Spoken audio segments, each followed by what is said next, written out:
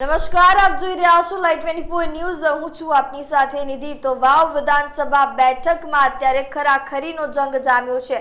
ત્રણેય પક્ષો પોતપોતાનો પક્ષ મજબૂત કરવા માટે એડી ચોટીનું જોર હવે લગાવી ચૂક્યા છે અને આજે મતદાન યોજાવાનું છે। ત્યારે આજે સવારથી બનાસકાંઠા જિલ્લાની 7 વાવ વિધાનસભાની ચૂંટણીમાં લોકો સવારે 7 વાગ્યાથી મતદાન કરવા માટે પહોંચી રહ્યા છે। યુવાઓ હોય કે વૃદ્ધ હોય તેઓ આ મતદાન મથકે પહોંચી રહ્યા છે અને લોકોને પણ પોતાના લોકશાહીનો જે તમને એક અધિકાર આપવામાં આવ્યો છે મત કરવાનો, તેનું યુઝ કરવાનો, તેનો ઉપયોગ કરવાનું કહી રહ્યા છે। ત્યારે સંપૂર્ણ માહિતી અત્યારે શું ચાલી રહ્યું છે ગામડાઓમાં અને ગામડાઓમાં અત્યારે કેવો માહોલ છે, મતદારો કઈ બાજુ છે, ઝુકાવ કઈ બાજુ છે અને બંને પક્ષો માટે અને ત્રીજા અપક્ષ માટે આ બેઠક કેટલી ઇમ્પોર્ટન્ટ છે, કેટલી મહત્વપૂર્ણ છે તે જાણવાની કોશિશ કરીશું। અમારા સંવાદદાતા ગ્રાઉન્ડ પર મોજૂદ છે થાનાજી રાજપૂત, ત્યારે એમનાથી બધો વિસ્તાર જાણીશું। જી થાનાજી, શું છે અત્યારે વાવના અલગ અલગ ગામોનો માહોલ?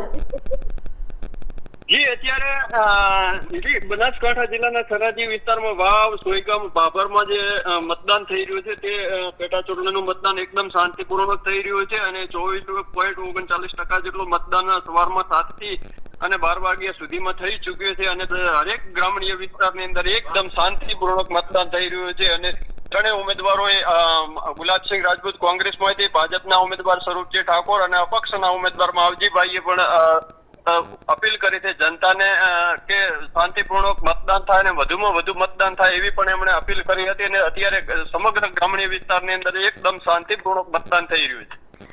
થાનાજી, તમે ગ્રાઉન્ડ ઉપર મોજૂદ છો તો અત્યારે જે મતદારો છે એમનો ઝુકાવ કઈ બાજુ જોવા મળી રહ્યો છે? જી, અત્યારે મતદારોનો ઝુકાવ તો મતદારો એમને એકદમ શાંત જ હોય છે। મતદારો કઈ પણ અત્યારે બતાવવાના મૂડમાં હોતા નથી, કારણ કે મતદારો જો અત્યારે મતદાર જો કોઈ પણ ઝુકાવ બતાવે તો પણ મોટો વિસ્ફોટ થાય, એટલે મતદારો પાસેથી ઘણું બધું જાણવાની કોશિશ કરી પણ કોઈ મતદારો ટસ કે મસ્ત થતા નથી। એ તો એવું જ કહેતા હોય છે કે પરિણામના દિવસે તમે જોઈ લેજો।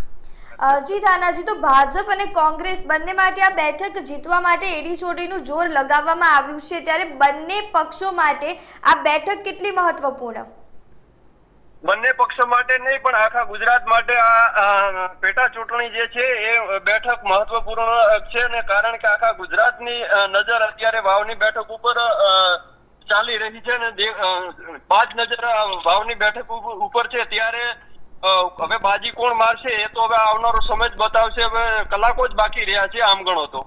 જી થાનાજી, ધન્યવાદ સમગ્ર માહિતી માટે। તો જેમ અમારા સંવાદદાતાએ જણાવ્યું તેમ અત્યારે સમગ્ર ગુજરાતની જે નજર છે તે આ વાવ વિધાનસભા બેઠક ઉપર લાગી છે, કારણ કે આ જે બેઠક છે તે ભાજપ, કોંગ્રેસ અને અપક્ષ માટે એક મહત્વપૂર્ણ બેઠક જોવા મળી રહી છે, કારણ કે ગેનીબેન ઠાકોરે જ્યારે વાવ વિધાનસભાની બેઠકનું જ્યારે રાજીનામું આપ્યું સાંસદ તરીકે અને જે બનાસકાંઠામાં લોકસભા સાંસદ તરીકે તેઓ જોડાયા, ત્યારથી જ આ બેઠક ઉપર તર્ક વિતર્કો ચાલી રહ્યા હતા કે કોણ આ બેઠક ઉપર આવશે, કોણ લડશે ચૂંટણી। ત્યારે હવે આ જે ચર્ચાઓ હતી એનો હવે અંત આવશે। હવે આજે આ ચૂંટણી છે અને આગામી દિવસોમાં તેના પરિણામ પણ સામે આવશે। ત્યારે વાવ વિધાનસભામાં કોના માથે વાવ વિધાનસભાનો તાજ પહેરાય છે તે હવે જોવાનું રહ્યું।